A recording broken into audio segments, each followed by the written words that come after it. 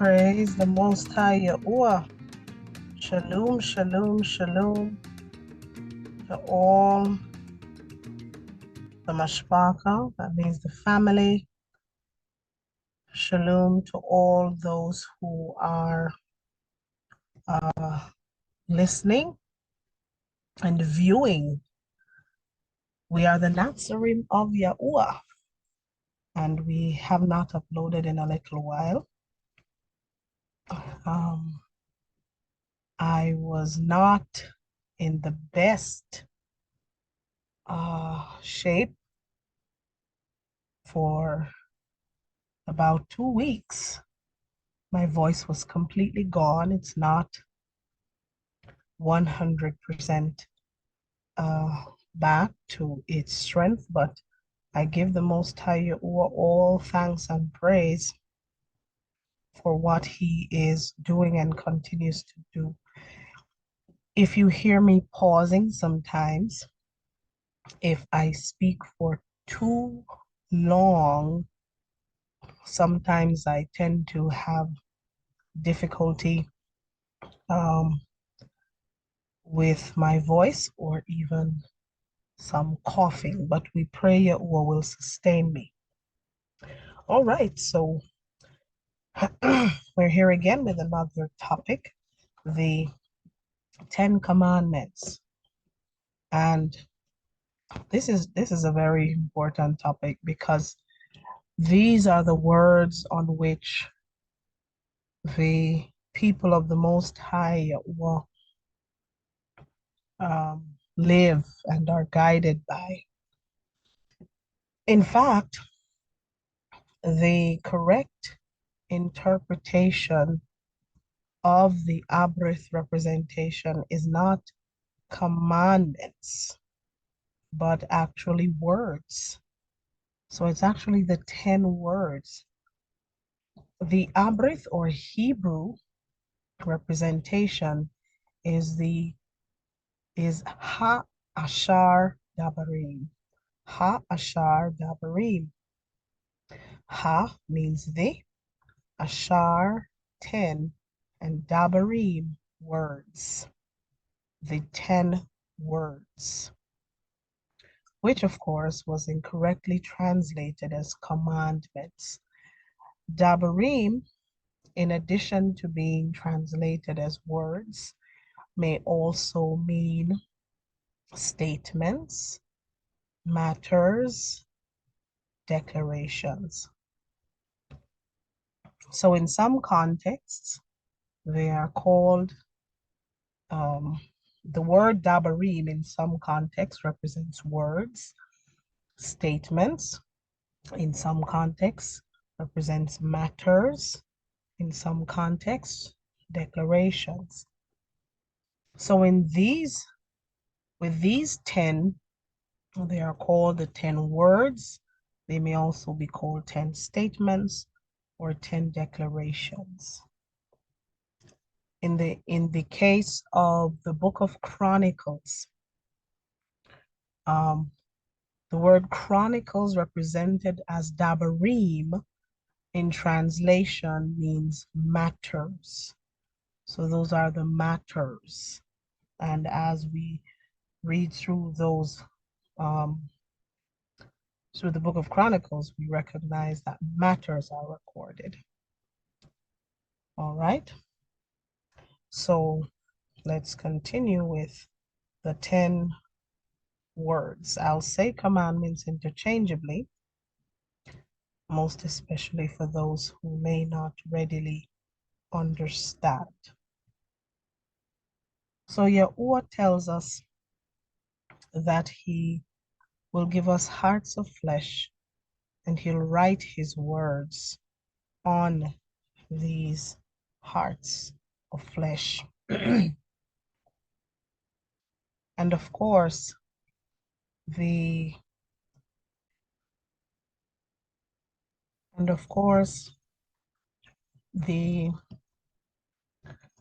writing on our hearts indicates, in essence, writing in our DNAs and in the recesses of our mind. And these words then influence or will.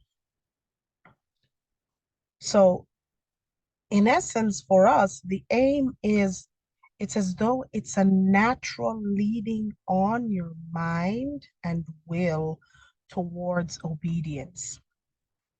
So it becomes a part of us, a natural part of us. Some would refer to this as the conscience, but that is a man-made term. Um, we don't use that term, but that is what some persons understand. But writing on our heart is not speaking to the actual organ in our chest, but is speaking to writing on our mind, influencing our will. So obedience to Yahuwah becomes a natural part of us, becomes a natural part of us. The 10 words, we would like to liken them onto the signals of a stoplight. Whenever we think of these words, or whenever we're about to do something, to say something, to make a decision, these words pop up in our thoughts. And so it is as though they indicate to us when to stop. So if we're about to make a certain decision, about to say something, about to do something that is not in keeping with the will of the Most High, these words, remembering the words, would naturally cause us to stop. There are those that will cause us to be cautious or slow down and wait.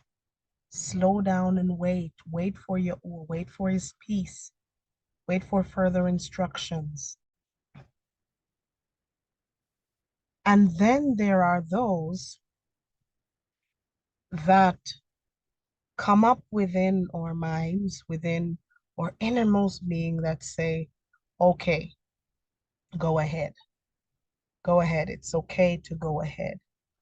So we liken them onto the signals of a stoplight. Sometimes they will tell us when to stop. They will tell us when to be cautious, slow down and wait. Or they will tell us when it is okay to go ahead. Of course, these 10 words were given to Masha or Musha. Some know him as Moses. And these were covenant instructions specifically for the community of Israel, for the nation of Israel, both the native born and the sojourners among them. So all who were part of the nation or the community were expected to follow these words. These words were not covenant words for other nations. So there will be other persons or other nations that will say they are foolishness and they are irrelevant. You know, you don't need to follow them. That's the talk of other nations. The people of the Most High will understand that we are guided by these instructions and we must follow them. We must follow them. So these 10 words, our declarations, are covenant instructions that Yahuwah gave to his people and their generations, and his people agreed that we would follow. Some may say, however, that because Yahusha spoke of love, then that's all that matters, and the 10 words are no longer necessary. But is that really true? Because when Yahusha spoke, when he was asked the question in Mattathiahu or Matthew 22, verse 36, Teacher, which is the great commandment in the law? And the abrith or Hebrew word for law is Torah. Torah, or some may know Torah. So which is the great commandment in the Torah? And Yahusha responded by quoting the Torah. He spoke from the law or the instructions, because Torah also means instructions. So when they asked which is the greatest commandment or greatest of all the instructions, Yahusha said, first of all, you shall love Yahuwah your Elohim with all your heart, with all your being or soul, and with all your mind. Yahusha was quoting from the Shema. And for those who don't know what the Shema is, we covered this in a video on the channel. So you may look for the Shema and watch it so you understand what the Shema is. But Yahusha quoted from Hadabarim or Deuteronomy 6 verse 5 that says, you shall love Yahuwah your Elohim or your mighty one with all your heart, with all your being, and with all your strength. So, and in another translation, it says, with all yourself. So when Yahusha said this, he was quoting from the instructions from the Torah. Verse 38, he says, this is the first and great instruction or word or command. Verse 39, he says, and the second is like it. You shall love your neighbor as yourself. Again, he was quoting from the instructions, from the law, from the Torah. And that comes to us from Uikara or Leviticus 19, verse 18, that says, do not seek revenge or bear a grudge against anyone among your people, but love your neighbor as yourself. I am Yahuwah.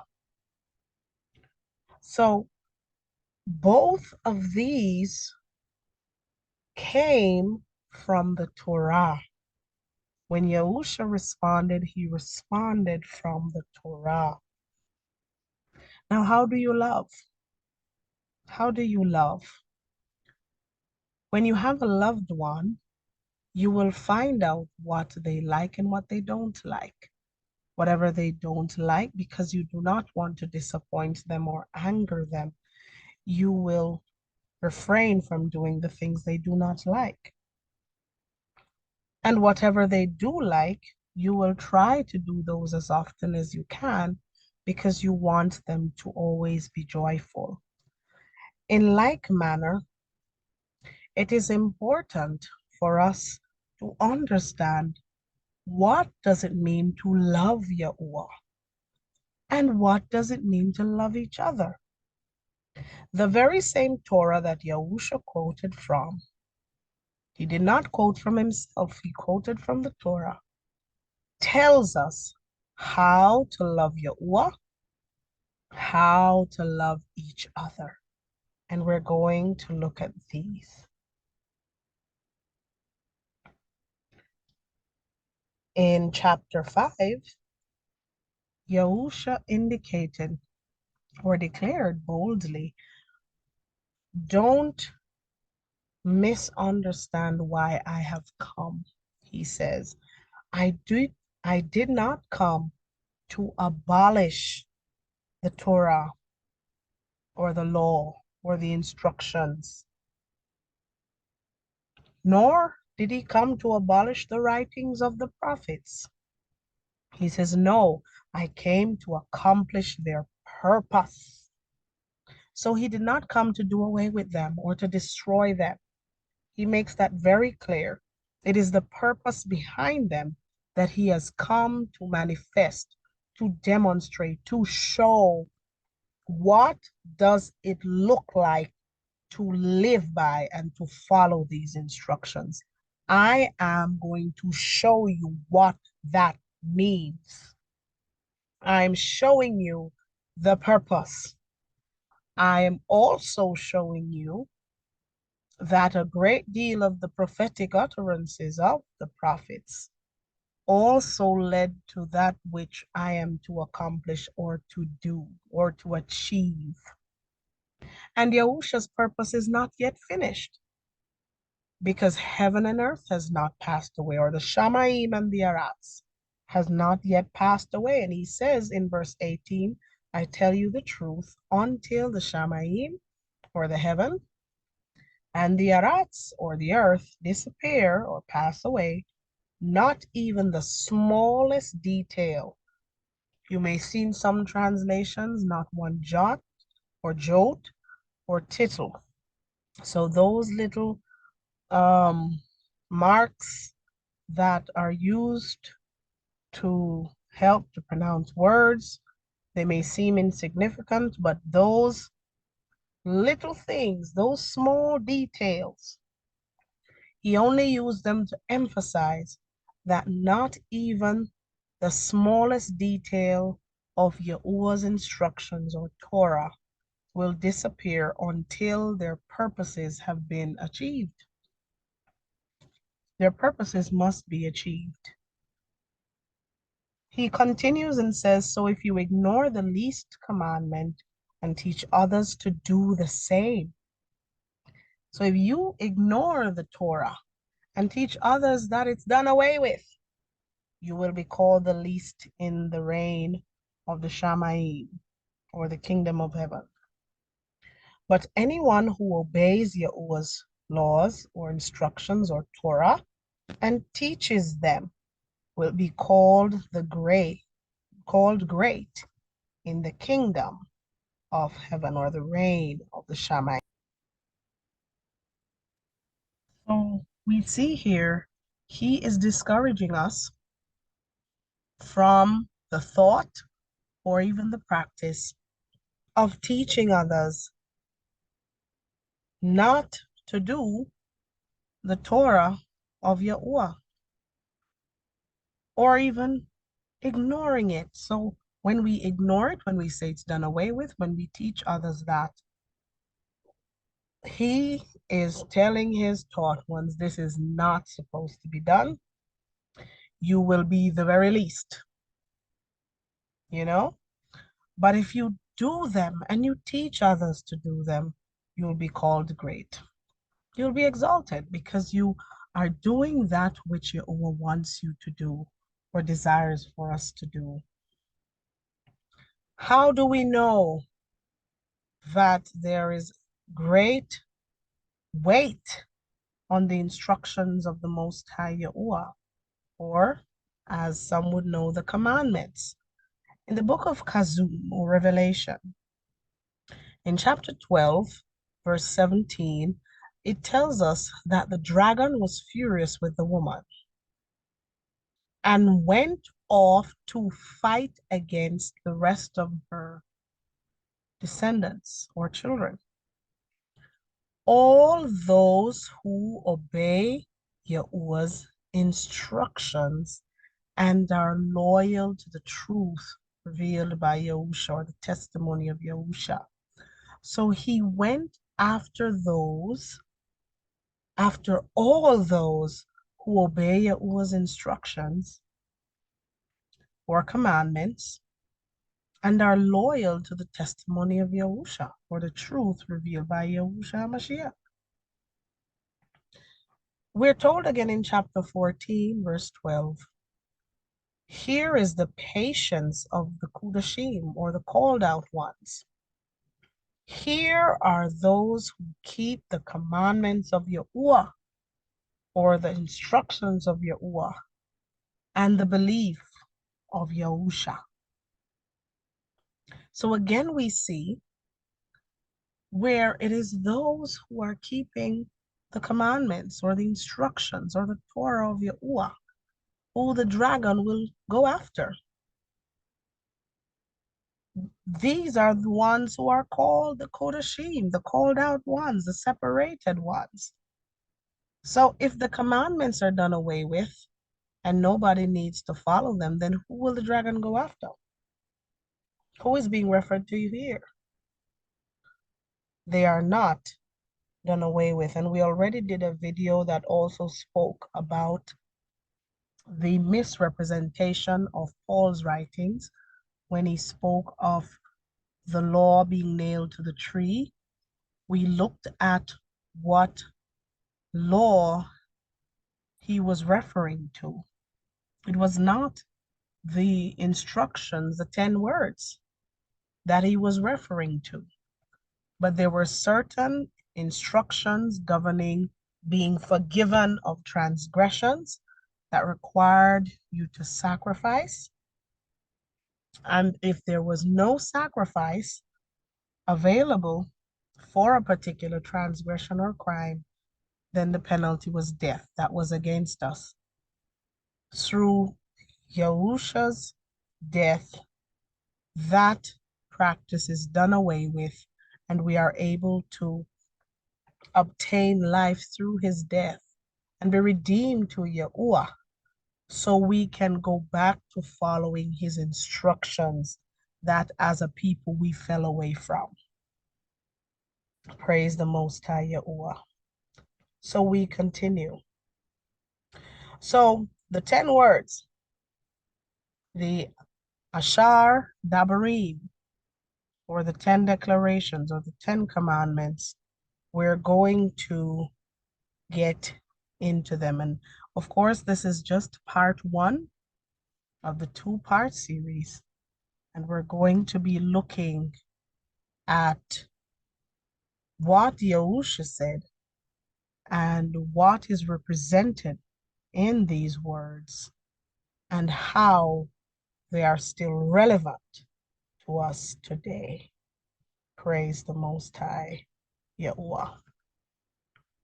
So we can find the 10 words in Shamut or Exodus 20, verses 1 to 17. Ashar Dabarim, 10 words or declarations, or some know 10 commandments. So what are they? And we can just repeat them together. They say, number 1, Yahuwah is Alua, and I do not place other mighty ones before him. Second, I do not make graven images and worship them. Thirdly, I do not cast the name of Yahuwah to ruins. Fourth, I remember to keep the Shabbat dedicated unto Yahuwah. 5, I honor my father and my mother. 6, I do not kill, nor hate, nor have unforgiveness. 7, I do not break wedlock, nor commit adultery. 8, I do not steal. 9, I do not bear false or malicious witness against my neighbor. And 10, I do not covet my neighbor's possessions or house. And of course, these are concise, so that they're easier to declare. You know, we declare them daily. We try to say them in the mornings, and we say them as often as we can at some points in the daytime.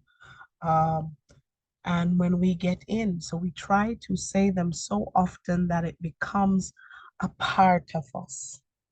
We encourage you to do the same. So look at this. The first 4 of these 10 teaches us to love Yahuwah. So if we look at the first 4, they tell us what is meant by you shall love Yahuwah, your Elohim, with all your being and your heart and with all your might. We're told how to do so in the first 4.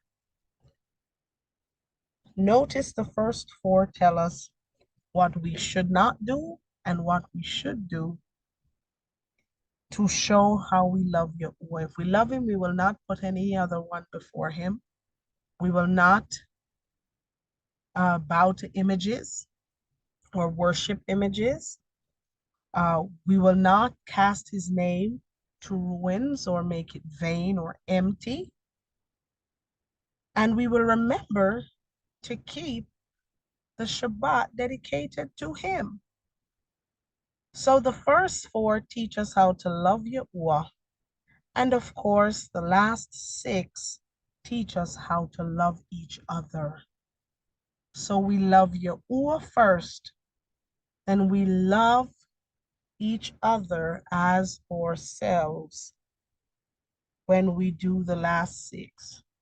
Covers family, it covers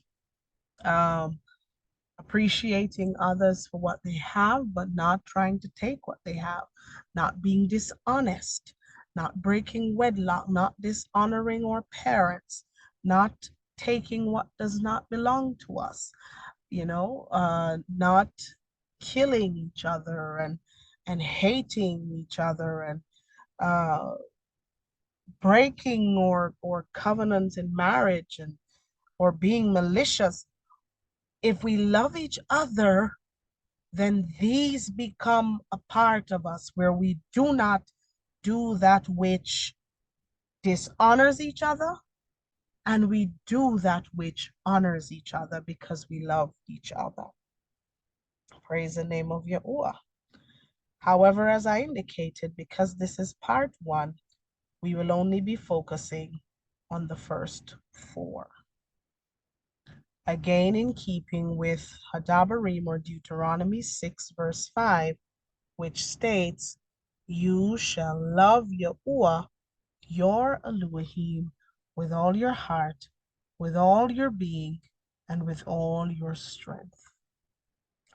Or, as we say, in some translations, we'll see, with all yourself. So everything that is within you. Now, the first declaration says, Yahuwah is Elu, and I do not place other mighty ones before him. I don't place anything or anyone before him. As his people, we do not or should not do this. But then you have some who say, well, my God would never destroy people. He's a loving God. And some people hold to this thought. By doing this, you are creating in your mind the type of mighty one you want to serve, not necessarily who he is. He will destroy.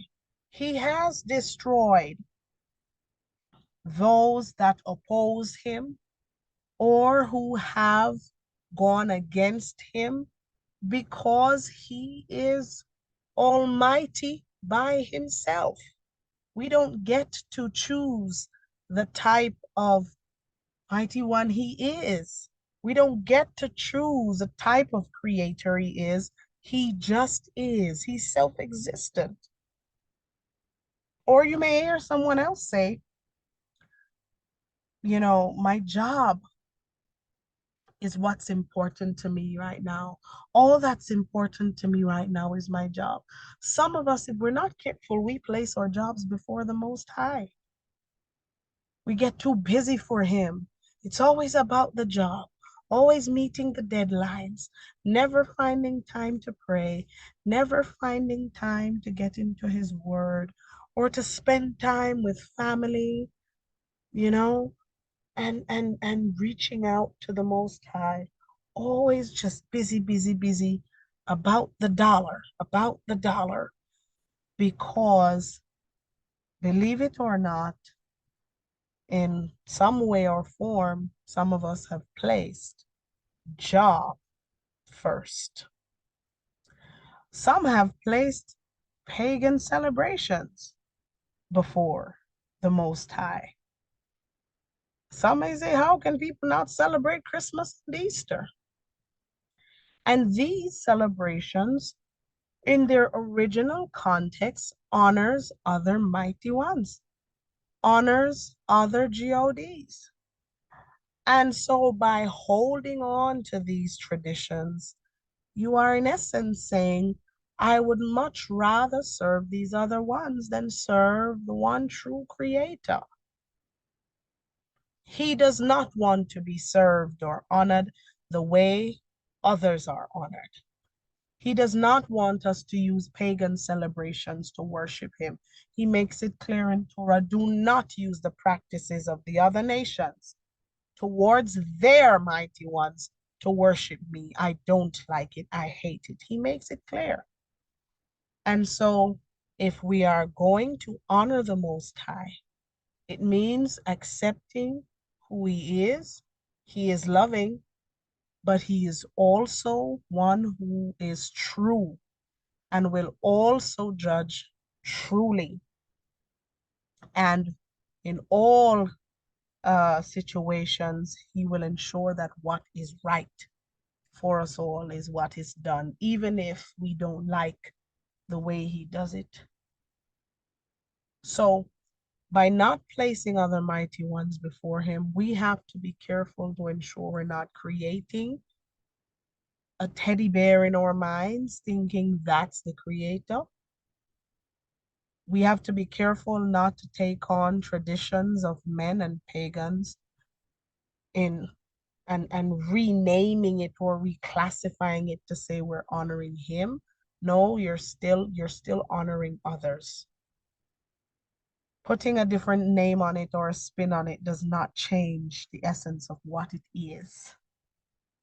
If you have some garbage and you season it nicely and you uh place it in a frying pan and you fry it up, French fry it, and you decorate it in a lovely way and place it on a plate, it's still garbage.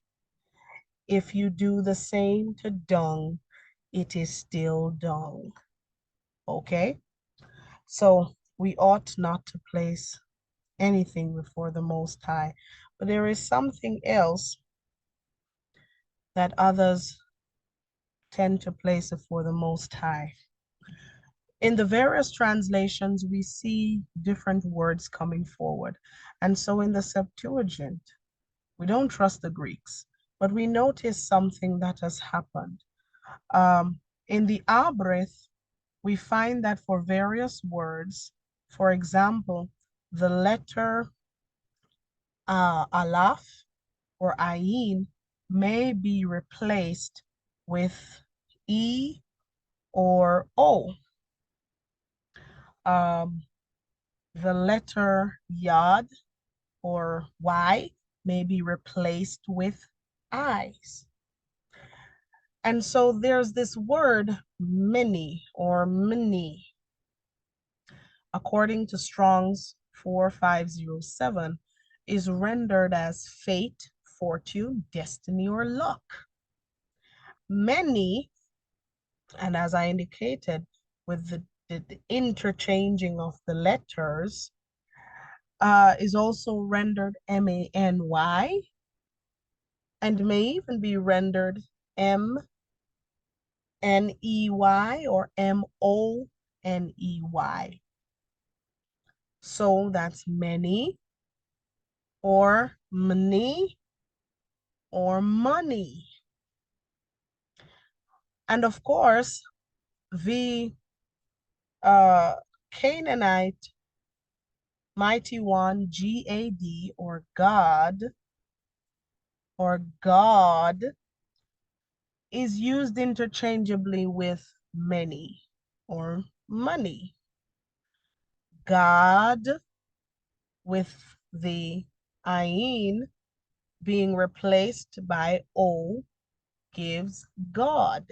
So some actually interchange money with God. So God, and this is why we do not refer to the creator as God. He is Yahuwah.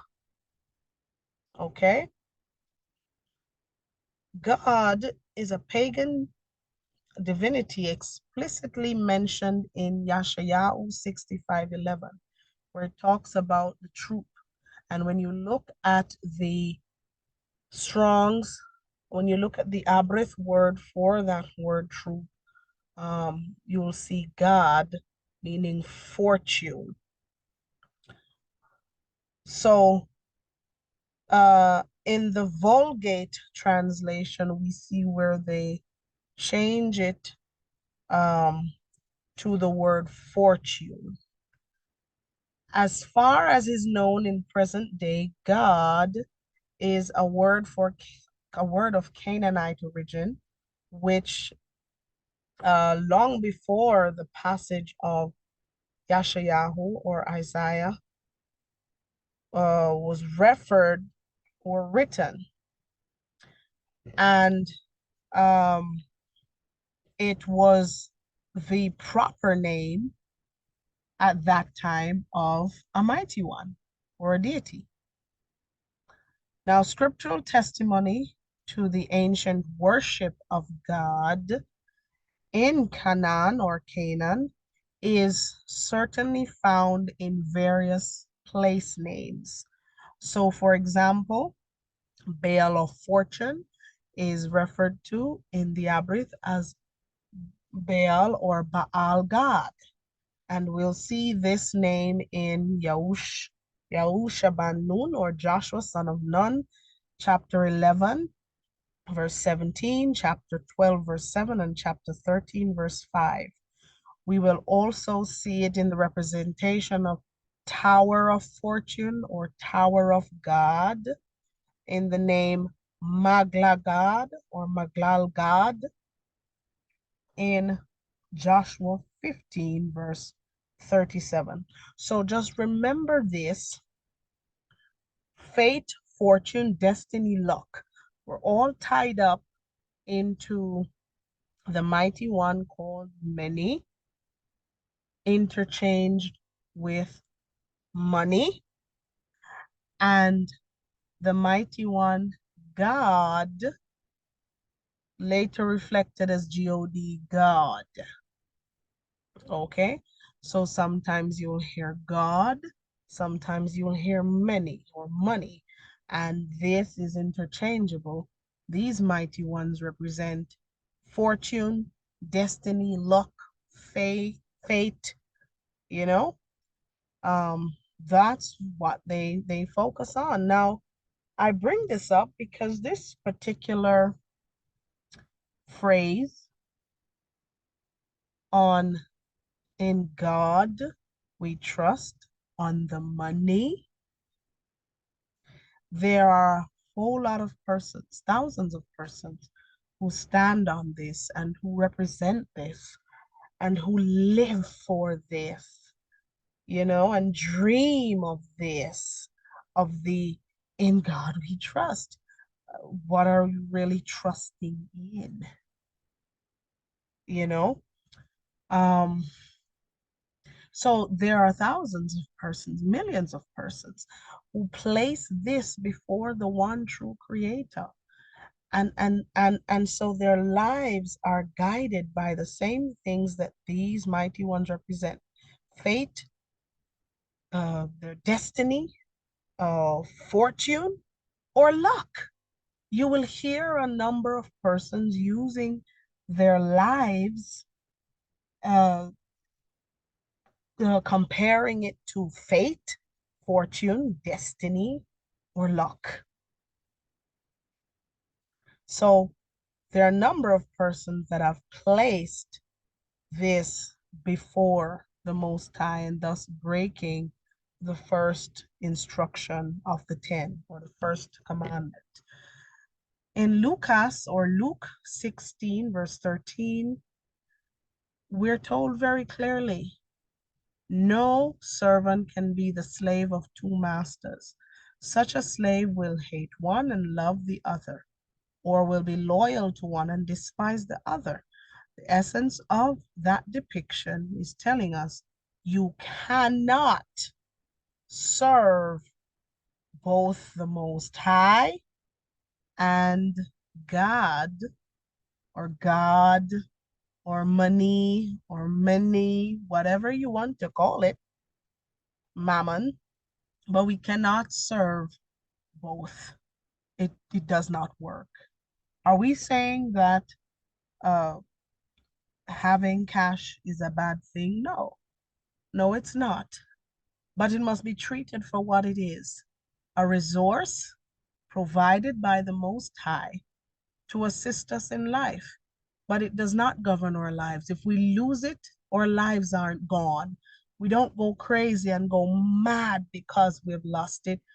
We need to understand our source is the Most High Yahuwah. He gives and He takes away. And if He gave it to us and we lose it, He's the one who will replenish our store basket. Praise Yahuwah. Declaration 2. I do not make graven images and worship them. Now, this is funny because we're surrounded by the worship of images. And you'll see these common images reflected on your screen. Some who worship a wall claim that they're wailing. Some who worship a big black box. Some who worship statues. Some who worship carved out images, whether of wood or stone or trees that are cut and decorated nicely, trimmed up. A number of persons are guilty. Some of us who have crossed over into understanding who we were once guilty too. And we have repented and chosen to get rid of these things and to worship the Most High Yahuwah the way He wants to be worshiped. He does not want all of this. And this is why, as part of our DNA, this should feel wrong. This should be like the red light. Stop. No. Get rid of this. You know? In Shamut or Exodus 20, verses 4 to 5, Yahuwah makes it clear. Do not make for yourselves images of anything in the Shemaim, that's in the heaven, or on the earth, or the arats, or in the water, or under the earth. We see people walking around with fish symbols with JESUS in it. And they're wearing it on their necks. It's on their license plates. It's everywhere. It's in their houses. Yahuwah says, do not make for yourselves images of anything in the that you see in the sky or flying around. Don't make anything on the earth. Don't make images of anything under the earth or in the water. This could very well go for some of the figurines or the those things you have, those images of animals on your in your living room or in your room on the tables and on the shelves, you know, uh those falls flowers, falls trees that you use, falls, you know, to decorate your home. Could very well be because He says, don't make for yourselves images of anything, you know. Do not bow down to any idol or worship it, because I'm Yahuwah, your Elohim, and I tolerate no rivals. I bring punishment on those who hate me and on their descendants down to the third and fourth generation. Yahuwah has made it clear He does not want us to facilitate carved images or created images or made up images that we're worshiping or we're idolizing, even images of people, you know. Um, in Hadabarim or Deuteronomy 4, verse 27, we're told Yahuwah will scatter us. That this is the nation of Yisrael, his people. Yahuwah will scatter you among other nations, where only a few of you will survive. This is why in the triangular slave trade, when they enslaved our people and sold them out, our ancestors, thousands of them died at sea. Thousands of them died on the ships, were massacred, were suffocated, suffered. Some committed suicide, jumped overboard. Some were thrown over. Some were killed upon arrival. Some were killed during the period of slavery. But the word already told us this would happen. It says, Yahuwah will scatter you among nations where only a few of you will survive. There you will serve other mighty ones made by human hands, mighty ones of wood and stone that cannot see or hear or eat or smell. They can do nothing. And if we observe, our people who are lost are among some of the largest congregations that are worshiping some little dude on a wooden cross who is not Yahushua HaMashiach, but an idol of someone else, a mighty one. Or people are walking around a black box, bowing down, or people are heavily engaged in pagan celebrations. In fact, our people are apparently among the largest group of people who carry across various religions and uh, various activities that anger the Most High because we've been scattered. Because we've been scattered. And we were scattered because of the disobedience of our people, where we fell away from the commandments, we fell away from Torah, fell away from the instructions or laws of the Most High Yahuwah, and became like criminals, breaking the Torah, breaking the instructions, breaking the law, and in essence, breaking the covenant, ignoring the words written in our DNA, in our hearts, written in our minds, redirecting our will towards the pleasures of self and this world rather than to honor the Most High Yahuwah. In Chazun, Revelation 9, verse 20, it tells us the rest of the human race, all those who had not been killed by these plagues, did not turn away from what they themselves had made. They did not stop worshiping demons, nor idols of gold, silver, bronze, stone, and wood, which cannot see, hear, or walk. Still stubborn, still deciding to hold on to the money, and a mighty one, holding on to a false mighty one. Some people idolize their pastors above the Most High Yahuwah. You know, for some people, it's the possessions they have, the cars, the houses, all of that. We count it but dung for the sake of the Most High Yahuwah.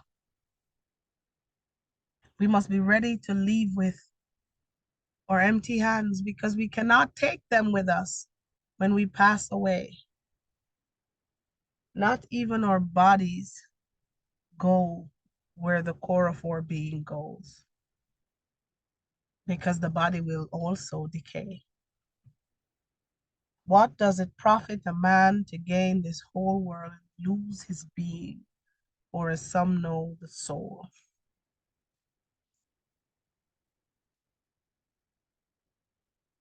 Declaration 3. I do not cast the name of Yahuwah to ruins. Names are like marks or brands.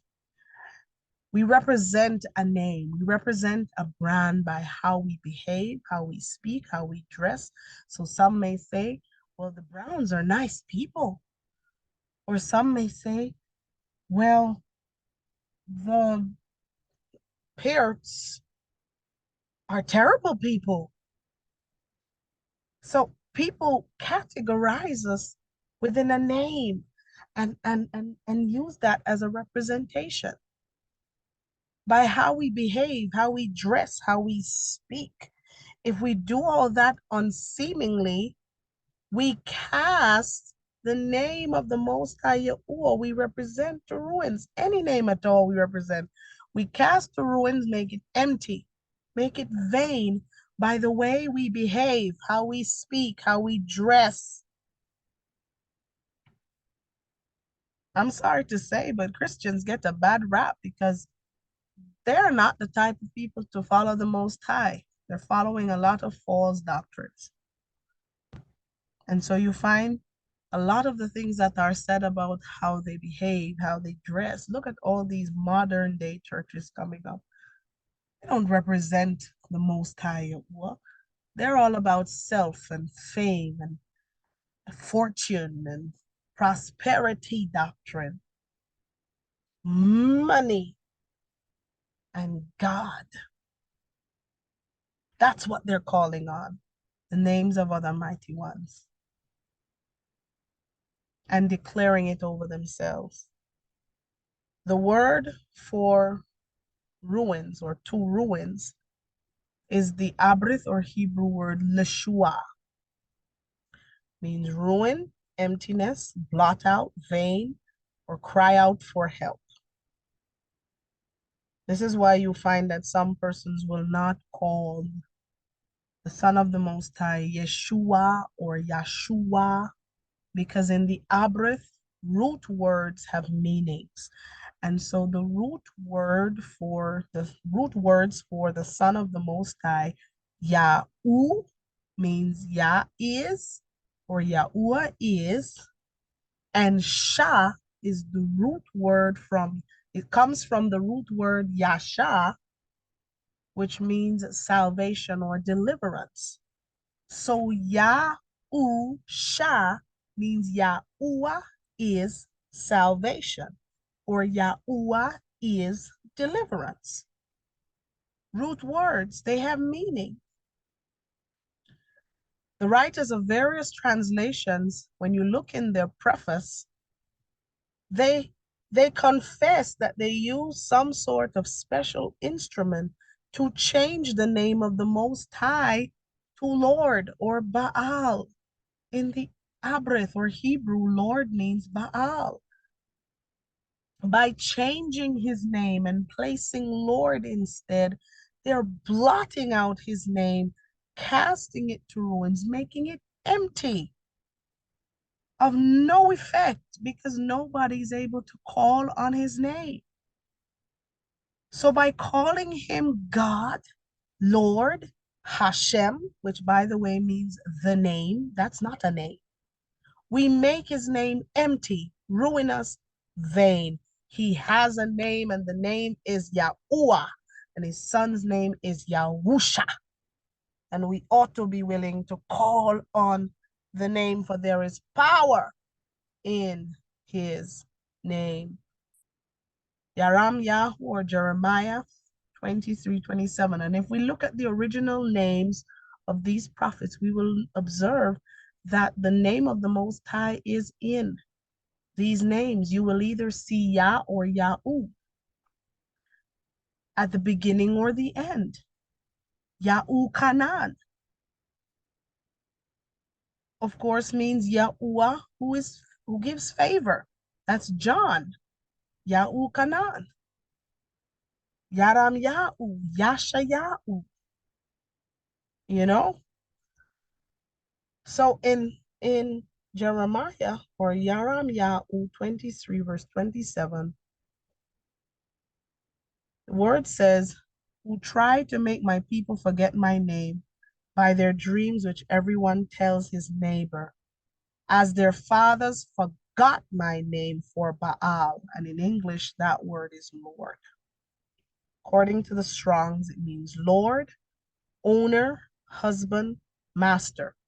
This is one of the reasons Abrith people do not refer to Abrith people, women, do not refer to their husbands as Baal, but Aish or Ish.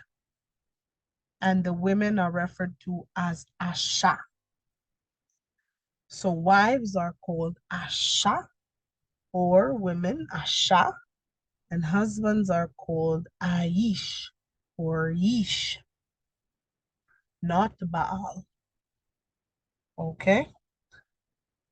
Praise Yahuwah. So he does have a name, and his name is powerful name. Represented here from right to left, Yad Hai U Hai. Yahuwah. Yahuwah. And it's even in the breath as you inhale and exhale. Yahuwah. Yahuwah. Yahuwah. The final declaration we'll look at is number 4. It says, I remember to keep the Shabbat dedicated unto Yahuwah. I strongly believe that a number of persons who say the Torah or the law is done away with, I strongly believe their own intention is just to not observe the Shabbat. Because if you ask them, does that mean we can now kill? They'll say no. Does it mean we can steal? No. Does it mean we should be disrespectful to our parents? No. So why do you think you can take one out of the 10 and throw that one away? And it's the one that comes with a covenant that is used as a mark to identify the people of the Most High Yahuwah. When other nations don't do it, his people are required to do it. This is not a word for everybody. This was specifically for his people. So there are those who assuredly misunderstand Paul's writings in his letters and teach a false doctrine that the Shabbat is done away with, or it can be done on any day you want. And this is a dangerous view, a dangerous doctrine that must be silenced, it must be corrected, and it must be avoided. Yahuwah declared it must be the 7th Yom. The Shabbat speaks to rest, and it speaks to 7, completion. It's not just about any day you want. It's not about putting it away. If we are saying the Shabbat was nailed to a tree, we're saying that means it was against us. Are we saying resting was against us? Because if resting was against us, then we should forget about honoring parents, and we should forget about being honest, and that means we can just take any life. To cancel one is to cancel all. It was not done away with. It is still relevant today. All 10 are locked into an agreement that will not pass away, until the Shamayim and the Arats pass away, the heaven and the earth pass away. In Yakazakal or Ezekiel 20, verses 19 to 20, Yahuwah says, I am Yahuwah, your Eluah. And this is the short form of Elohim. Follow my decrees and be careful to keep my Torah or my laws or my instructions. Keep my Shabbats separated or dedicated, that they may be a sign between us. So he's saying the Shabbat is a sign between us, is a mark between us. Then you will know that I am Yahuwah, Yeralua, or Yeraluahim. In Acts, um, or Ma'asim 17:2, we see where Paul went into the Shabbat services as was his custom. It says, as was his custom. And he reasoned with them from the scriptures. This was customary. This was a part of him. In fact, this was part of everyone of that time who were the people of the Most High. Nobody needed to come and say, oh, you should observe the Shabbat. It was part of the custom of the time.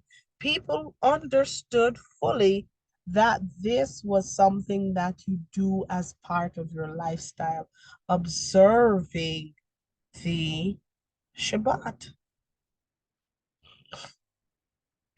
Of course, in Yashayahu or Isaiah 58, verses 13 to 14, it says, Yahuwah is speaking. He says, if you keep your feet from breaking the Shabbat and from doing as you please on my dedicated yom or day, if you call the Shabbat a delight and Yahuwah's dedicated yom honorable or day honorable, and if you honor it by not doing your own way, not going your own way, not doing as you please, or speaking idle words, then you will find your joy in Yahuwah.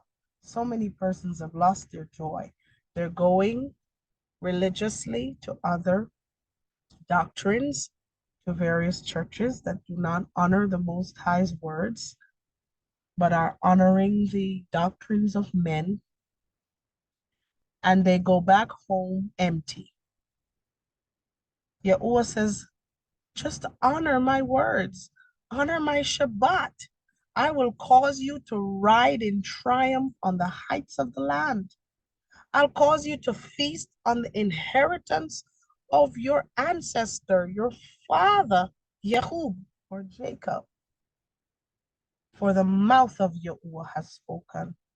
And this, of course, is a trusted script because the book of Yashayahu was the only book found in its entirety intact. So Yahuwah declared it, and we saw this. This is seen in the scrolls. Yahuwah wants his people to honor his Shabbat, to honor his words. So if you are going to declare that you love Yahuwah, but you do not keep his commands, you do not keep his words, you're a liar. You're a liar.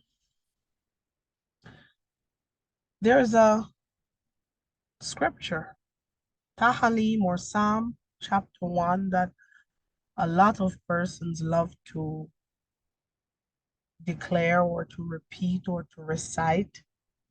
And we want to look seriously on what you're saying when we say this particular chapter, but we're only going to look from verses 1 to 3. We're zooming in on those first 3 verses. It says Baruch, and Baruch is the Abrith word for blessed. Don't say blessed, because there is controversy over the original meaning of that word having to do with the sprinkling of blood. So you'll hear Abrith people saying Baruch for blessed, and Barak for bless, and Barakah for blessing, and Barakim for blessings, words like that. But as we go forward into various lessons, we look a little more at some more words that are used and what they mean. But the scripture says, Baruch is the one who does not walk the counsel And the word counsel here comes from the Abrith or Hebrew word atzah, meaning purpose, plan, advice. So Baruch is the one who does not walk in the purpose, plan, or advice of the wicked. So they don't walk in the purpose, plan, or advice with the wicked, nor stands, and the word for stands in this context is amad, meaning to abide, stand, stay, remain. So Baruch is the one who does not walk according to the purpose, plan, advice of the wicked, nor abides or remains or stands or stays in the way. And when we're saying way here, because the context is important, way here comes from the Abrith or Hebrew word darak, which means road, custom, manner, course of life. So Baruch is the one who does not walk according to the purposes, plan, and advice of the wicked, or abides, stays, or remains in the custom, road, manner, course of life that transgressors take. So this is not talking about blocking transgressors. This, in context of the Abrith words, is telling us that there is a barakah or a blessing for the one who does not live his life according to the purposes, plans, and advice of wicked people or wickedness, and does not abide or stay or remain or stand in the customs, manners, course of life, road, journey that transgressors take, or SINNERS, take. In a previous video, we looked at certain words that we try not to say because they're associated with mighty ones, like SIN. So we say transgress or crimes, missing the mark, etc., or the wicked. So this man who does not walk or live according to the purposes, advice, plan of the wicked, or abides or remains in the custom and manner and course of life of transgressors, nor sits in the company of mockers. Yahuwah is not mocked. And a lot of people are trying to mock the Most High with their rainbows and their dressing and their eating and their parties and how they live and how they shout. Yahuwah is not mocked. So this man, this person, this man, this woman does not sit in the company of mockers, but whose delight is in the Torah of Yahuwah. So the person who doesn't do all of those things that were before mentioned and who delights in the Torah of Yahuwah and meditates in the Torah of Yahuwah, Yom and Lila, or day and night, that person is Baruch. And you know what else? That person is like a tree planted by streams of water, which yields its fruit in its season, whose leaf does not wither. Whatever that person does prospers. The person who does not walk in the plans and purpose and advice of the wicked and doesn't remain or stand or abide in the customs, road, journey, manner, course of life of transgressors, nor sit in the company of mockers, that person will prosper in whatever they do. That person, because they Don't do all those things and choose instead to delight in the Torah of Yahuwah, in the law of Yahuwah, in the commandments of Yahuwah, in the instructions of Yahuwah, and meditate on them, ensuring that that heart of flesh, that mind, and that will is governed by the stoplight signals of the Torah of Yahuwah. That person is like a tree by streams of water yielding much fruit. Leaves don't wither, and whatever they do prosper. And you know the rest of the chapter. And you say, well, who is the wicked? Who are the transgressors? 1 John 3 verse 4 tells us, whosoever committeth transgression or crimes or sin transgresses also the law or the Torah. For transgression or crime or missing the mark or sin, as some know it, is the transgression of the Torah. That's not me saying it. That's not any person specifically. That's in the word. So wicked people are the people who transgress the Torah. People who are living in transgression are those who are living a life that says the Torah is no longer relevant. It's done away with.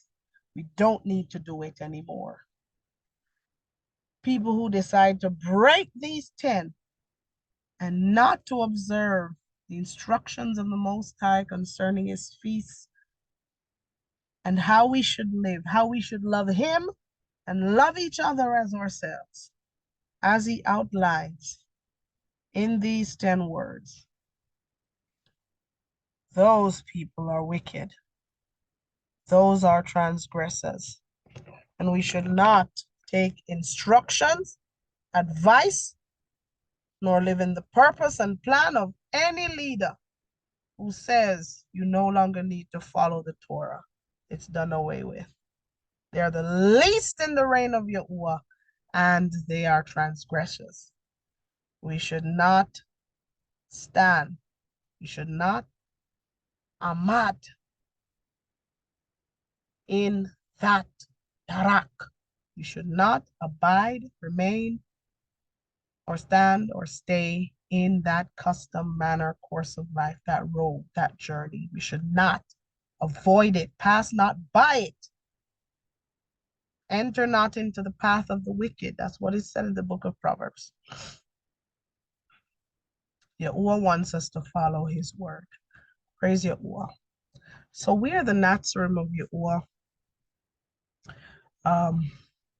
I'm so pleased and thankful to Yahuwah, Toda Rabbi Yahuwah, for sustaining my throat. Usually midway I would be out. I think I tried to record this maybe 2 or 3 times or so, and my throat was, but Yahuwah has sustained me. So we are the Nazarene of Yahuwah, and we give thanks to Most High Yahuwah, for he has come through again with another very impactful topic.